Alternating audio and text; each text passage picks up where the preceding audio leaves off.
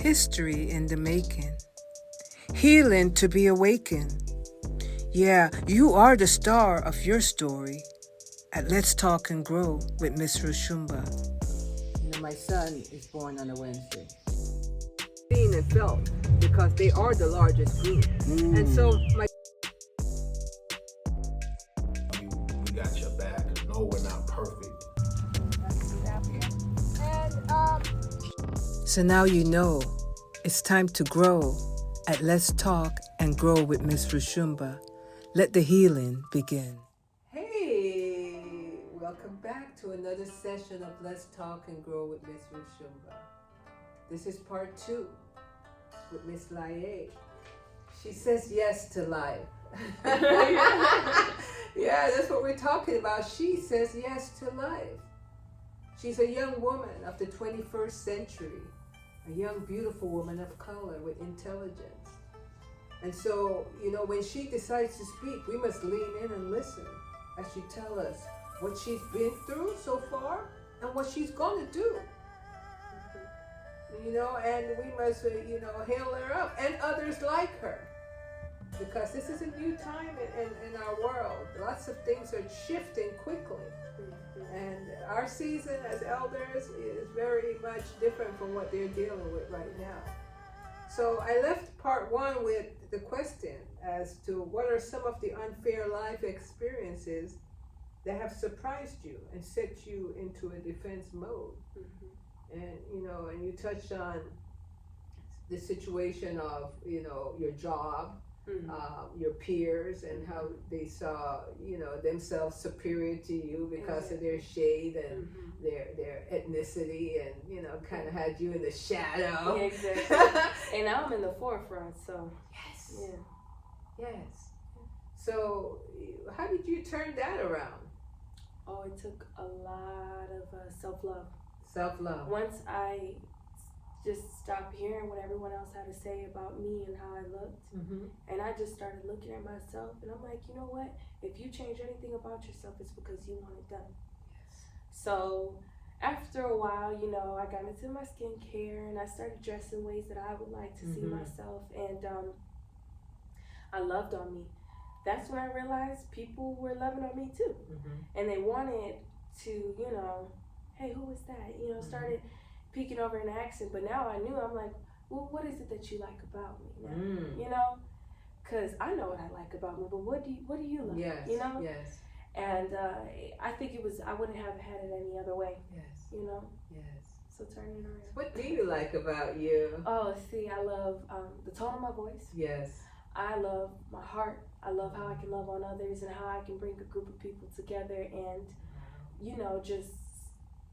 just see light. Yes.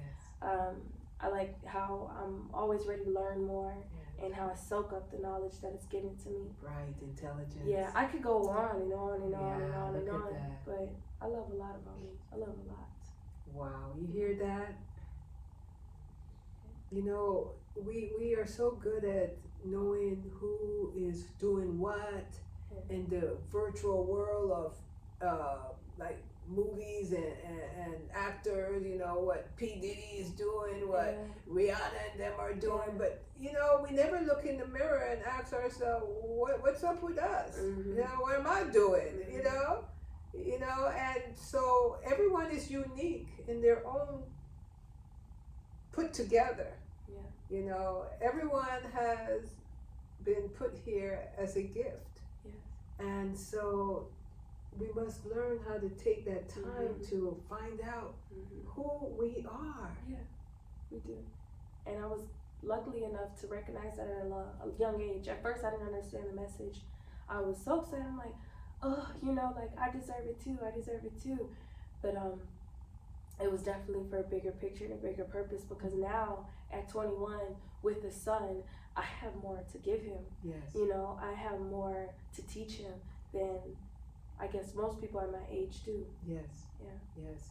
And tell me about in your family, your father. Yeah. You have how many sisters and brothers you have? Okay, so I have a father and a mother. Yes. My father's name is Melvin. My mother's name is James Zetta. Very strong name. James Zetta. Yeah. Beautiful. And I have siblings. I have 2 sisters, 2 brothers. I was raised with my brother and my 2 sisters, but one of my other brothers were actually lost to the system, so I haven't seen him or met him. Lost his system? As in, he passed went, away? No, adoption agency. Okay. That's a long story in Gotcha. itself, but Gotcha. But time will bring you together. Oh, isn't yes. that right? Yes. Isn't that? And I hope he sees this video. So, Yeah. it's all love. Mm-hmm. Yeah, that's my family dynamic. Okay. Yeah. And your dad? Are you a daddy's girl by chance? I am. Okay. I am. And growing up, it was obvious. So yes. Yes. I guess you could say I still am too. Do you look like dad or look like mom? I have an even split between the two. Okay. My eyelashes and my eyebrows, it's my dad. He had very, guys are blessed with just big eyelashes and great eyebrows. And my mom, I have her baby face, I have her cheeks and her smile. Okay. So, yeah. Wow. So it's a mix between the two, and you see and you're connected with both of your parents. Yes. Okay. Yes. I was just talking to my dad this morning. Okay. Yeah. That's lovely. Yeah. Fathers are important, everyone. They are. Fathers are important, and one thing I must say to our people in the virtual world is our fathers and our parents have been through something, and in time we must learn their story. Yes. Because when you understand their story, you will understand them more. Exactly. And oftentimes they won't tell you their story because some of them are ashamed of their story rather than say that's their lessons that they had to learn to still be here. Mm-hmm. Because again, remember, we were the ones that were taken from our home in Africa, the descendants of them, I should say, and sprinkled in a foreign land. Mm-hmm. And so with that comes always recreating, redefining who we are and our purpose here. All under the watchful eyes of the oppressors. Mm-hmm. All under the watchful eyes of people that want to make sure you stay in the box. Exactly. So, thank you for that. Of course. So, what are your views about love and romantic love, to be exact? We're back to love. I think we spent a little time on that, but I'm coming back to that, because love is special. It is. I think love is like, when it's good, it's real good. Yes. And when it's bad, it can be real bad. Yeah. I love love. I love the love. I love watching movies about love. Yes. I love seeing love. I love giving love. I love love. Yes. Yes. Yeah. Yes. Yeah. No, it's important to love. Yeah. And especially when you're a young woman, because I keep coming back to that because she said yes to life. Mm-hmm. And part of being a young female of African descent is, the world will see you. Mm-hmm. The world will see you, and it will also try to deceive you. Yeah. Oh, yeah. I know about that. I know about that one. Yeah. I know about that. Yeah, it will try to deceive you. Yeah. So part of her intelligence is to be intuitive. Mm-hmm. And I know most people who experience, I guess you could say, a tragic love. Mm-hmm. Oh, it will turn them cold. It will turn their hearts ice cold. And they're like, well, now when I get out there, I'm going to make sure everyone else feels my fury. I refuse to let that happen to me. I refuse because, one, I think that's just you gatekeeping yourself from something so beautiful. Yes. But two, you give away so much power and control when you allow one instant to just dictate your whole life like that. I've experienced love in so many ways that I know that there's something better, something good out there. But now I know what I'm looking for in that person, and it'll direct me towards it in time. Look at that. Yeah. And you don't hold the next person that you meet in your life accountable for the other. Matter of fact, you just let that be the reason why you shift and adjust yourself. You may never know the other person's name because I don't let it affect me. Because look at that. I will never step to my next partner unhealed. Yes. I will never do that to someone. Yeah. Audience, did you hear that? She will never step to the next partner unhealed. Yeah, so Once I got all that under control and I found some peace in that, I will allow myself to love again. But when you go through things like that, a lot of people miss the most important piece is pouring back into your cup, because right now you've given so much away to someone that you have to replenish yourself, the mind, the body, the spirit, the soul. And once you do that, it will recharge you back to self, but even give you a little more. So that's how I take And it. how do you do that? How do I do it? Yeah. Girl, I told you, soaking up the sun, Okay. eating better. I even cry. I do know it's so good, It's because very good. growing up, I had the hardest time with crying. People would cry around me, and I would be like, I have to leave now. And now it's more natural to just like let it be. That's right. Feel it. And wow, that's Yeah. beautiful. thank you. That's beautiful. Thank you. Wow. So where's God in this? I'm glad you asked that question. He's present, and I need to talk to him soon, because I feel like we've been on and off, Yes. and I blame that mostly on me. Yes. Yes. There was a point where I just kind of shut myself out from everyone, and including him, and I was a bit mean. I was like, it was your fault. It was your fault, and I had lack of ownership at a point. So once I started gaining my ownership back and taking the responsibility, I started attending church more. And I felt it, but I feel like I find the best conversations I have with him is when I'm by myself, and when I'm reading with the book by myself, when I'm praying and talking to him by myself late at night. I mean late at night, when my mind's running. We have conversations often, you know. But there was a point where I didn't allow him to touch me, to be around me, or to allow myself to speak to him. Meaning him, meaning the Almighty. The Almighty, yes. Okay. Yes. And I'm one to never say him. Oh, I say Almighty. Oh, my but bad. That's My okay. bad. That's how we've been taught. Yeah, exactly. My bad. We've been taught that. That's my bad. Yeah, but that's okay. If Yeah. it's him and if it's she, that's okay. We can always adjust that, but we know it's a power higher than we. Yeah, exactly. So I totally agree with you there. And wow. Yeah. Yes. So are you religious or are you spiritual? Spiritual. Okay. So I'm not confined to any religion. Yes. I'm not Christian. I'm not Catholic. I'm not Yes. nothing. I know that there's something that's, like you said, that's powerful than me, that Yes. works higher than me. Right. I'm not oblivious to that at all. Right. I'm very big on history. Yes. So I told you that. Yes. I love to read. So I like the books that are banned, that you can't get, that holds some of the truth to it. So as I read and I seek more knowledge, I realize that a lot of the religions that we do know are intertwined. And we put a name to it now. True. So I strip myself of that name, and I just know it is there. It is present. I work and I walk a good life, and that allows me to know that I'm doing it right. Yes. Yeah. Yeah. Thank you.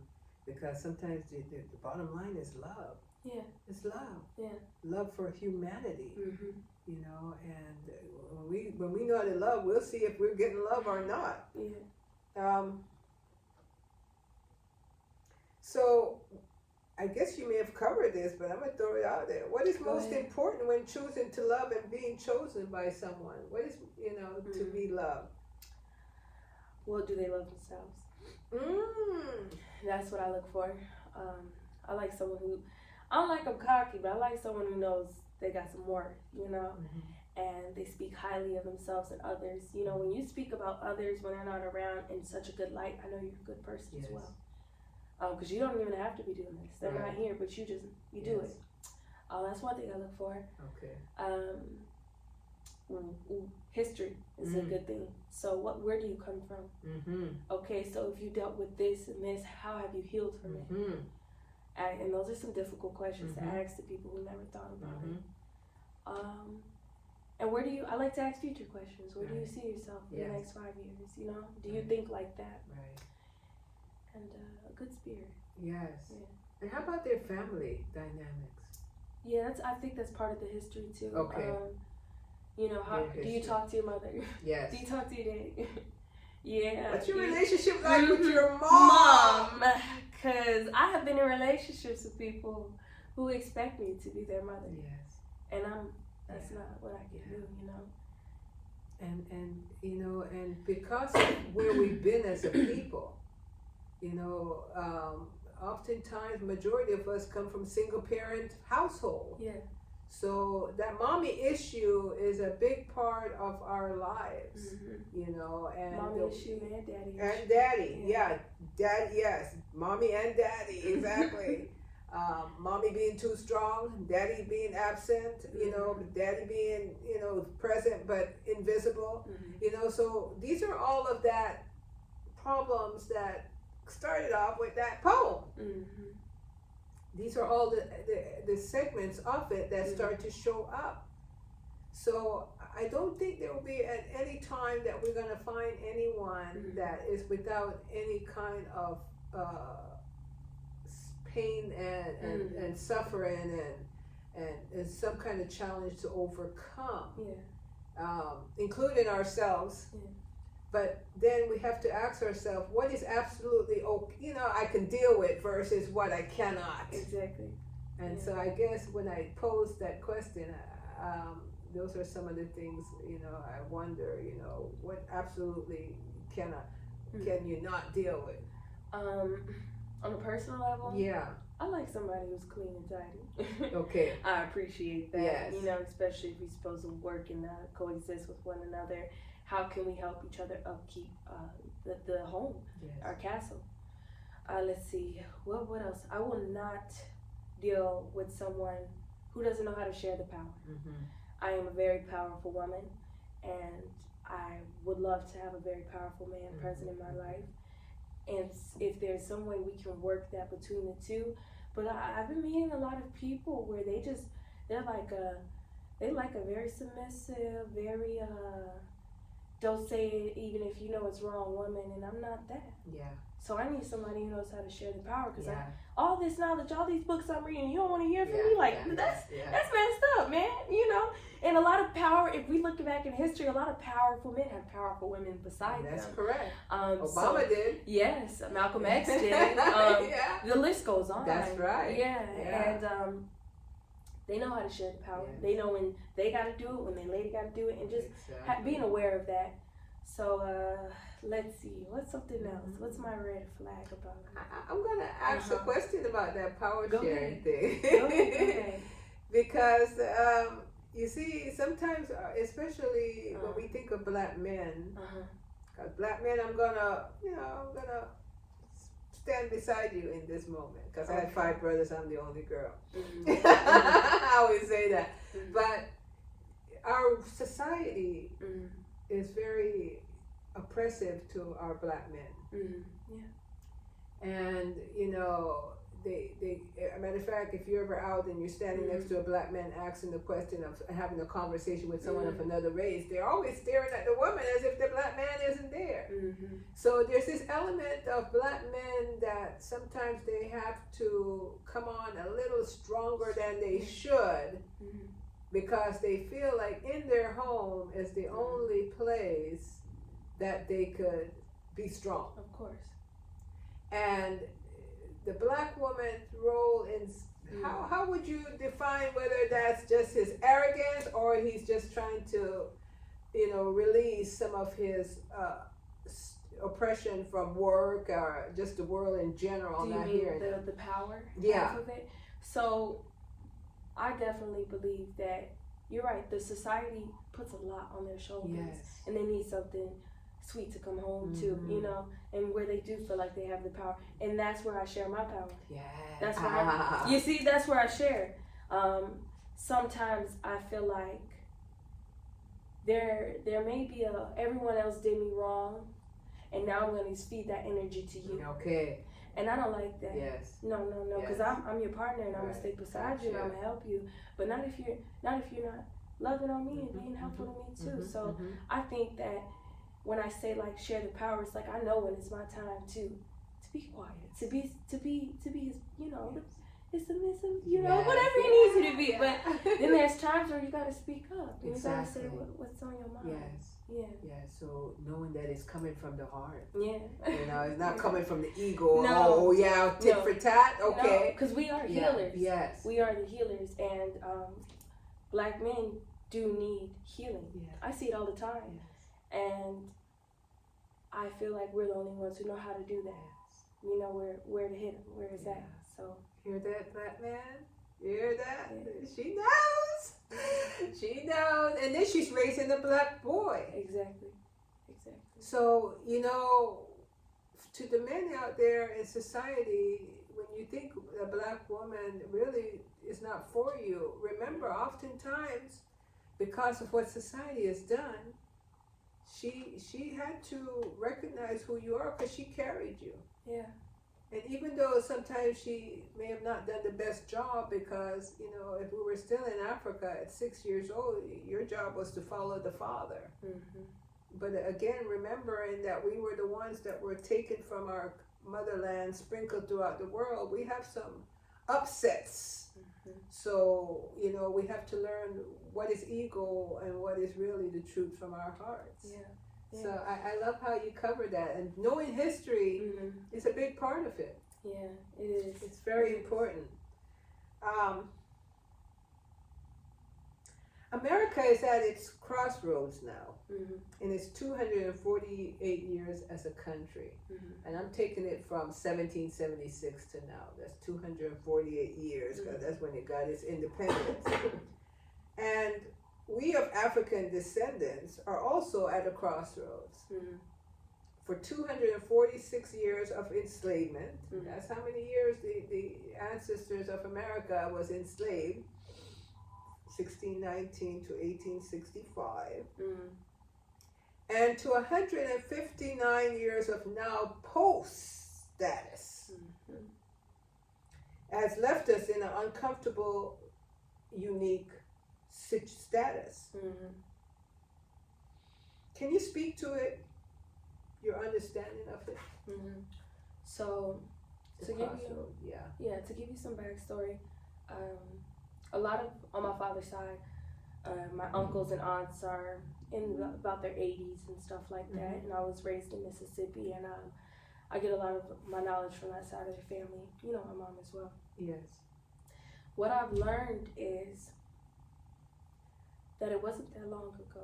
Right. And although they try to make us believe that it's not here, it's gotten better, Right. it's transformed itself and it's hidden differently throughout Right. society.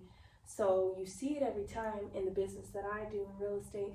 I recognize it in who I'm selling the houses to, or what areas they're investing in and why they're investing in them, and how it continues to benefit these other cultures and suppress us. Mm-hmm. So it's sad. So that's why I make it a goal to make sure that I tell people what's out here for them. Correct. But I know it has affected us and it is still affecting us. Yes. But we also have the power to say, hey, no more. Like, we're gonna do it on our own. We're gonna get better, and we're gonna do it with or without you. Right. You know?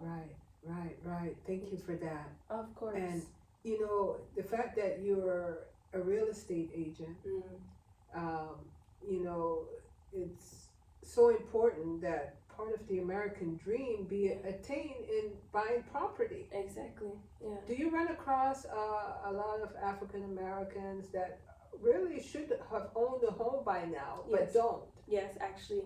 And the power in it. Can you speak to that? So I have ran across many African Americans who do not own a home, but have by every means to do so.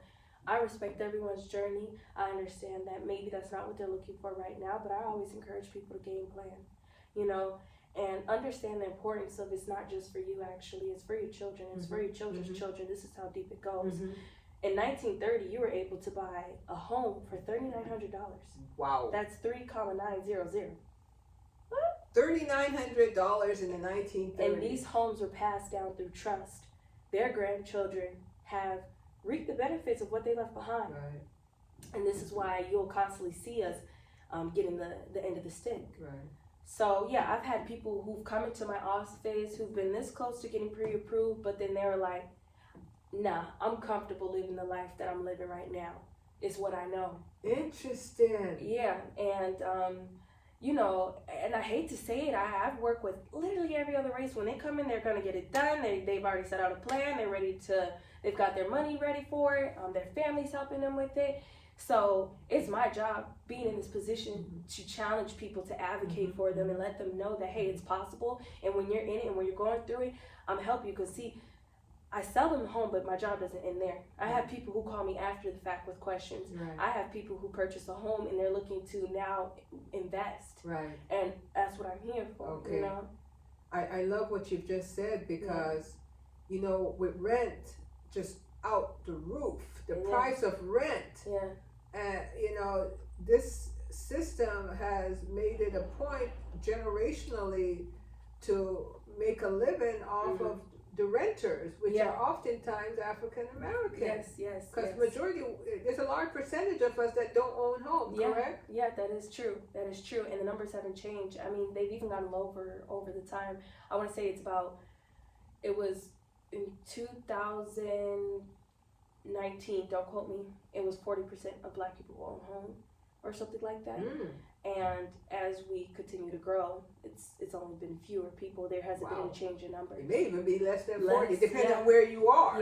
Yeah. So that's something to consider. And it's like, where does that leave our children? Where does that leave ourselves? You know, what is our purpose here, you know? We will continue to eat the scraps if we do not try. Exactly. And you had a question. I think but that's okay, but you know, because this direction is so important because you know, I'm an empathetic individual and to see the amount of people, especially of African descent, sleeping on the streets and the bushes. And what gets me even more so is, and that's why I love the business that you're in because, you know, I think you have the ability to get some of those folks that are still renting apartments and they got a large 401k account and they have their job for many years, but they're afraid to take that leap. And it's like, what are you so afraid of? Because I hear all the time interest rates are too high, but baby, renting is 100% interest. You're giving your money to somebody else to go feed their family, to go take trips to different countries when you can do it too. Exactly. So, and the benefits of home ownership. Yeah. You know, once you own a home, then you have a clout. Yeah. And a real you have a foundation. A foundation in this country. You know. You do. Yeah. There's respect and you know, sometimes we may not pay it off in our lifetime, but you know, at least we don't no one can really come tell you to move.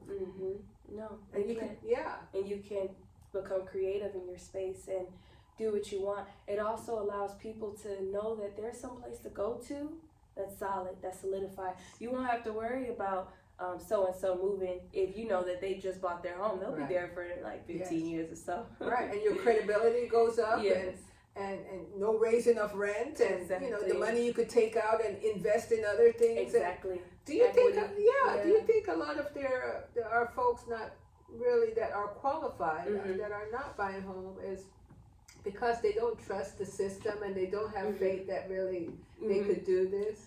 I think, that is part of the reason. Like, for instance, in 1930, yes, you could buy homes for that amount of money, but they refused. Loans were not given to Black people. I mean, not even the veterans received loans, you know? After serving for your country and fighting, you're telling me I can't even buy a house and you won't even help me? Or there was redlining where, you know, they would section out certain areas in the neighborhood and they would be like, do not fund, do not give money to these people because they won't pay you back. And of course, they were communities of color. Then there was also laws set in place through covenants where they would make sure that houses were sold and resold to white people. So I do not blame older people when they're like, why the hell would I put my money into a country that doesn't even love me? But once they realize that, that's how you live, but that doesn't mean that that's how you have to continue to live. Exactly. That's what I'm here to show them, you know, and teach them. And so have you convinced people to make a shift that otherwise would not have? I'm planning on it. Actually, on the Okay. 20th, I have a seminar here which speaks on that. Okay. And we'll have people from all ages in the room talking. I'll have general contractors there. I'll have loan officers. Okay. And they're all of color, all people of color in business who are youthful, non-youthful, whatever it may be, just so they can really see that it's possible. Yes. Yeah. So I'm gonna make sure I put her information below in the ticker so that you could reach her if you live in the Sacramento County. I like that. Yeah, the ticker on the, hey, I do edit and put the information. So unless you want to also give a verbal of where they could reach you, the ones that are in Northern California, in the Sacramento area, best platform to reach me is LinkedIn or Instagram at Liyea Carpenter, and that's Liyeea Carpenter, like the occupation. And my number, so that's 612-483-3682, because I'm one call away. All right. One call away. And you're possibly one call away from owning your own home. Ain't that right? You see? Because when you own your home, you will feel much, much more vested in this American dream. Yeah. But I did want to say, what is your vision for the future for you and your child? What's your vision for you both? Oh, I love that question. I think about it often, and it changes so much. So we were actually supposed to go to Africa next month, and I was going to take him to Kenya. I was going to take him to Zanzibar, in Ethiopia. But I think, there's other things that are going on right now, so we had to change our plans. But in my future, I want my son to see pretty much every piece of this world. Yes. I want him to learn, and I want him to get his hands dirty. Yes. I see us somewhere in a home big enough to have my family stay. Yes. And we'll have animals maybe on a farm, somewhere peaceful. So here or in Africa? Or Oh. both? I really haven't decided. So we'll have both. I like what you said about, not limiting yourself to being here and, in Africa. And, that's one of the areas that for young African Americans or African Americans in general, the ability now to say Africa and Ghana and different specific countries there is so powerful. And I don't know if you're aware that the average age, probably throughout all the 54 states or countries, is about between, they say 18 and 25. They are very young population.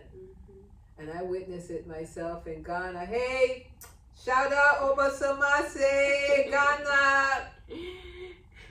Okay, she may be coming. Keep a lookout. And you will have a lovely time because it's a lovely place. The people are so kind. I mean, the food is good, the land is beautiful, but the people are amazing in Ghana. I just fell in love with them. And now I'm gonna be coming to a close. I feel like we could talk forever. We could talk forever, huh? and I love that. So let me just pause for a second because I'm gonna grab it. So we're nearing the end of the show, and so first of all, I want to give her a gift because she is a young mother, and I know the value of raising an African child, African American born child in this system. Because we must know who we are and the role that we have to play. So I thought I would gift you this book. It's called Awakening the Natural Genius of the Black Children by Amos N. Wilson. Thank you. So I'm going to give this to you because you're going to get to know. Yes. You resonate with her. You see that? Because this means a lot. It means a lot, so I appreciate you. Thank you. Yes. Yeah. Well, I want you to know what you're dealing with. Yeah. You're dealing with a beautiful, powerful young man. Yeah. As you are a powerful young woman. Yeah. And so when you impart the wealth in him, hey, the rest will be history. Ain't that right? We know who makes this country great, but we must know. Yep, and although we don't get the credit, we must know. We must know. Yeah. Because we have to be the ones we've been waiting for. So, Thank you so much. yo, blessings I'll be to reading you. this tonight. Yeah, And I'll be telling you about it tomorrow. And you'll be showing it in more in your beautiful son. Yeah. What's his name? His name is Imarie. Imarie. Yeah. Watch out for that name. Okay, Imarie. Because he has a powerful mom. Hopefully his dad will be in his life to also balance with him. In time. He will Yes. be. Yeah. So as we wind it down, I'm going to have you finish this line. Okay. Okay, I'm backing it up a little bit because I got to ask this question. Yes, please. What is the message that you have for the black men in your life? Mm-hmm. It could be your father, your brother, and a prospective suitor or husband. Mm-hmm. What's the message you would share with them as a young, beautiful queen, goddess, princess? Keep going. Yeah. I want them to know that it's going to get hard and it won't be easy, but I don't want you to give up. I want you to keep trying. I want you to find new ways to elevate yourself, and I want you to help the next brother you see and check him. Check him when you know he ain't right and he needs to hear something. I want them to know that you are loved and you can seek love in a black woman as long as you're searching for it. And that you are great. You are great. Oh. Wow, that's beautiful. Thank you. Thank you for that. Hey, you hear that firsthand.